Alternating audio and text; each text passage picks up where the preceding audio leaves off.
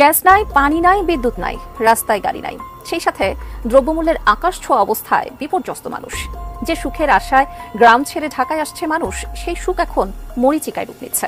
রাজনৈতিক আন্দোলন থেকে শুরু করে সাধারণ মানুষের বেঁচে থাকার লড়াইয়ের আন্দোলন, কোনো কিছু যেন দমাতে পারছে না সরকার। কোটা বৈষম্য নিরসনে এক দফা দাবি সহ সারা দেশে বাংলা ব্লকেডে হামলার প্রতিবাদে আগামীকাল সারা দেশের সব ক্যাম্পাসে বিক্ষোভ মিছিল সমাবেশের ডাক দিয়েছে বৈষম্য বিরোধী ছাত্র আন্দোলন। এরপরই কর্মসূচির পক্ষে বিপক্ষে ছাত্রদল ও ছাত্রলীগ মুখোমুখি দাঁড়িয়েছে। কিন্তু এসব কিসের ইঙ্গিত দিচ্ছে?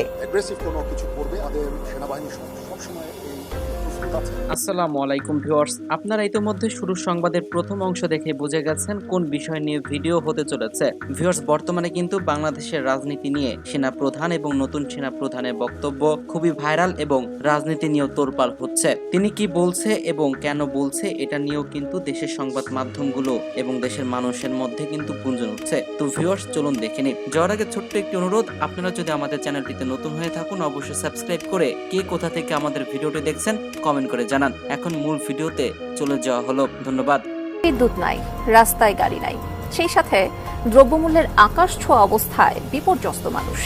যে সুখের আশায় গ্রাম ছেড়ে ঢাকায় আসছে মানুষ, সেই সুখ এখন মরীচিকায় রূপ নিচ্ছে।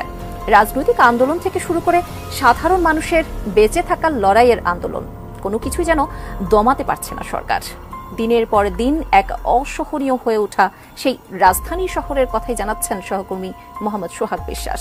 গরিব মানুষ, আমরা কিনে খেতে পারি পানি, মাসে আমাদের 600 টাকার পানি জায়গা। তখন হালকা পাতলা কিছু করি, একটা ডিম ভাজি ভাত খেয়ে নি। গত রাতে একদম কোনো ঘুমাইতে পারি নাই, এক ফোঁটা ঘুমাইতে পারি নাই। যে আন্দোলনই হোক, কিন্তু সাধারণ মানুষের অসুবিধা করে তো আন্দোলন হয় না।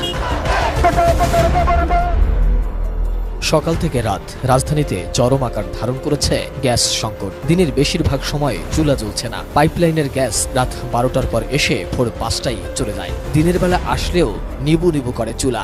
বাধ্য হয়ে অনেকে রান্নাই করতে পারছে না। অনেক সময় ঘোষণা ছাড়াই গ্যাস সরবরাহ বন্ধ করে দেয়া হচ্ছে। ফলে গ্যাস সংকটে চরম ভোগান্তিতে পড়েছে রাজধানীর যাত্রাবাড়ি, শনিরাখড়া, কদমতলী, কামরাঙ্গীরচর, মিরপুর সহ বেশিরভাগ এলাকায়। এসব এলাকার বাসিন্দারা বলছেন লাইনের গ্যাস বেশিরভাগ সময় থাকছে না। গ্যাসের চাপও কম। বাধ্য হয়ে সিলিন্ডার ব্যবহারের দিকে ঝুঁকতে হচ্ছে। উপায়ন্ত না পেয়ে অনেক সময় হোটেল থেকে খাবার এনেও খেতে হচ্ছে তাদের। অথচ সারাদিন গ্যাস থাকুক আর না থাকুক প্রতি মাসে গ্রাহকদের গুনতে হচ্ছে 1100 টাকা। আমার মাছ ভাজা হয় না, যতক্ষণে গ্যাসে দিয়ে রাখি মাছ কাঁচাই থাকে। রাত 12টা বাজে গ্যাস আসে, আবার রাত 4:30 বাজে চলে যায়। মানুষ তো মনে ঘুমাইতে পারতেছে না। সকাল 11টা বাজে, এখনো গ্যাস নাই। এ তো গেল গ্যাসের কথা। একই অবস্থা বিদ্যুতের বেলায়ও। ঢাকার অভিজাত এলাকা ছাড়া বেশিরভাগ এলাকাগুলোতেই লোডশেডিং চরম আকার ধারণ করেছে। ভুক্তভোগীরা বলছে, একদিকে বাতাসে আগুনের ফুলকি, অপরদিকে লোডশেডিং এর যন্ত্রণা, দুইয়ে মিলে হাহাকার চলছে গোটা দেশ জুড়ে। হঠাৎ করে বিদ্যুৎ নাই, 2-3 ঘন্টার জন্য নাই। হঠাৎ করে চলে যাচ্ছে, হঠাৎ করে আসতেছে। এই কারণে আমাদের কাস্টমার অনেক ভোগান্তিতে পড়তেছে। সারাদিনে বেশ কয়েকবার কারেন্ট যাওয়া আসা করে, কিন্তু গেলে অনেকক্ষণ থাকে না। একদিকে সরকার বলছে বিদ্যুৎ উৎপাদনের নতুন রেকর্ড করার কথা, অন্যদিকে বিদ্যুতের ঘাটতি 1 দশকের মধ্যে সর্বোচ্চ পর্যায়ে পৌঁছেছে। এরই মধ্যে লোডশেডিং এর পরিমাণ ছাড়িয়েছে 1860 মেগাওয়াটে। গত 22 এপ্রিল রাত 9টায় দেশের সর্বোচ্চ বিদ্যুৎ উৎপাদনের রেকর্ড ছিল 16,233 মেগাওয়াট। কিন্তু তা সত্ত্বেও দেশ জুড়ে লোডশেডিং অব্যাহত। এদিকে গরমের কারণে বিদ্যুতের চাহিদাও দিন দিন বাড়ছে। অসহনীয় গরমের মধ্যেই রাজধানীর বিভিন্ন স্থানে পানির সংকট বছরের পর বছর চলে আসছে। সবচেয়ে বেশি ভোগান্তি ভাটারা, মিরপুর, মাটিকাটা, ভাসানটেক ও এর আশপাশের এলাকায়। কোথাও নামমাত্র কিছুটা পানি আসলেও তা আবার ব্যবহারের অযোগ্য। ওয়াসা বলছে, এলাকাগুলোর ময়লা পানির বিষয়ে তারা কিছুই জানে না, তবে তারা কম পানি ব্যবহারের পরামর্শ দিয়ে যাচ্ছেন। বছরের অন্যান্য সময়ে কম বেশি পানি সংকট থাকলেও এবছর আরও তীব্র আকার ধারণ করেছে। সবচেয়ে বেশি ভোগান্তি পোহাতে হচ্ছে বয়স্ক, গৃহিণী ও শিশুদের। এর মধ্যে সামান্য বৃষ্টিতে জলাবদ্ধতা তো আছেই। গরিব মানুষ, আমরা কিনে খেতে পারি পানি, মাসে আমাদের 600 টাকার পানি জায়গা। রাত্রে হয়তো অনেক সময় অনেকে পায় না, আমাদেরও যদি না তুলতে পারি আমরাও পাই না। সকল সারাদিন পানি হয়তো অন্য বাসায় থেকে নিয়ে আসা লাগে যাদের আছে। কলের পানি নষ্ট, এর পানি গোসল করতে না, খাইতে পারে না।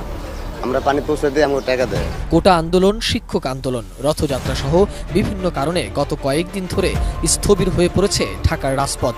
শুধু এই আন্দোলন নয়, রাজনৈতিক সভা সমাবেশ, সড়ক উন্নয়নের নামেও সৃষ্টি হচ্ছে তীব্র যানজটের। সরকার কোনো দাবিকে অঙ্কুরেই নির্মূল করতে না পারায় দিন দিন রাজপথ কেন্দ্রিক আন্দোলন বাড়ছে আর ভোগান্তি পোহাচ্ছে সাধারণ মানুষ। একদিকে গ্যাস নেই, বিদ্যুতে অন্ধকার নগর, গরমে হাঁসফাঁস হয়ে পানি পান করার অবস্থাও নেই, সেই সাথে রাজধানীর অসহনীয় যানজট আর দ্রব্যমূল্যের ঊর্ধ্বগতিতে অসহায় মানুষ। হাইকোর্টের আপিল বিভাগের আদেশ প্রত্যাখ্যান করে রাজপথে আন্দোলন চালিয়ে যাওয়ার ঘোষণা দিয়েছে কোটা বিরোধী শিক্ষার্থীরা। বুধবার সারা দেশে বাংলা ব্লকেট কর্মসূচি পালন করে বৃহস্পতিবারও একই কর্মসূচি দেয় আন্দোলনরত শিক্ষার্থীরা। এরপরই কর্মসূচির পক্ষে বিপক্ষে ছাত্রদল ও ছাত্রলীগ মুখোমুখি দাঁড়িয়েছে। আর এক সময়ের কোটা আন্দোলনের নেতা নুরুল হক নুরও মুখ খুলেছেন এই আন্দোলন নিয়ে। কিন্তু এসব কিসের ইঙ্গিত দিচ্ছে, জানাচ্ছেন সহকর্মী মোহাম্মদ সোহাগ বিশ্বাস। কোটা নাম মেধা স্লোগানটি একটি ভিত্তিহীন। কিন্তু কোটা বন্ধ চাইনি, বাতিল চাইনি, সবাই চেয়েছে কোটার সংস্কার। যারা আন্দোলন করছে তারা কিন্তু ওই আমাদের একই দাবিতে, সংস্কারের দাবিতেই কথা বলছে, তারা একেবারে বাতিল চাচ্ছে না। 36 অনুযায়ী ইট ইজ কিন্তু কমপ্লিটলি অফেন্স। 30 জুন দ্বিতীয়বার কোটা আন্দোলন শুরুর পর এই প্রথম প্রকাশ্য নিজেদের অবস্থান জানান দিল দুই ছাত্র সংগঠন, ছাত্রলীগ ও ছাত্রদল। পৃথক দুটি সংবাদ সম্মেলনে নিজেদের অবস্থান জানান তারা। সকালে মধুর ক্যান্টিনে সংবাদ সম্মেলনে ছাত্রলীগ সভাপতি সাদ্দাম হোসেন বলেন, শিক্ষার্থীরা আন্দোলনকে টেনে হিঁচড়ে লম্বা করছে, কোটা নয় মেধা। শিক্ষার্থীদের এই স্লোগানও ভিত্তিহীন বলে মত দেন তিনি। সংবাদ সম্মেলনে ছাত্রলীগ সভাপতি এই আন্দোলনকে অযৌক্তিক বলে আখ্যা দেন। দলীয় কার্যালয়ে সংবাদ সম্মেলন করে ছাত্রদল। চলমান কোটা সংস্কার দাবির আন্দোলনে পূর্ণ সমর্থন জানিয়ে ছাত্রদলের সাধারণ সম্পাদক নাসির উদ্দিন বলেন, 2018 সালের কোটা সংস্কার আন্দোলনে ছাত্রদল অংশ নিয়েছিল। তখন সবাই সংস্কার চেয়েছিল, প্রধানমন্ত্রী কোটা বাতিল করে দিয়েছিলেন। আদালতকে ব্যবহার করে কোটাকে পুনর্স্থাপন করেছে সরকার। কোটার বিষয়ে চূড়ান্ত নিষ্পত্তি হওয়া প্রয়োজন বলেও মনে করেন তিনি। সময় কোটা যে আন্দোলন হয়েছিল, সে আন্দোলন ছিল কোটা সংস্কার আন্দোলন। এটার নামই ছিল কোটা সংস্কার আন্দোলন। কিন্তু অবৈধ প্রধানমন্ত্রী ইচ্ছাকৃতভাবে সেটিকে কোটা সংস্কার না করে